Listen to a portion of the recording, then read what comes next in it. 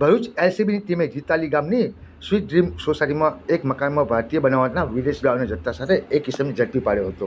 બનાવની પ્રાપ્ત વિગત અનુસાર આવનારા તહેવારોને લઈને જિલ્લામાં કાયદો અને વ્યવસ્થા જળવાઈ રહે તે હેતુસર ઉપલી અધિકારીઓની સૂચના અમને ભરૂચ એલસીબીની ટીમ અંકલેશ્વર રૂરલ વિસ્તારમાં પેટ્રોલિંગમાં હાજર હતા.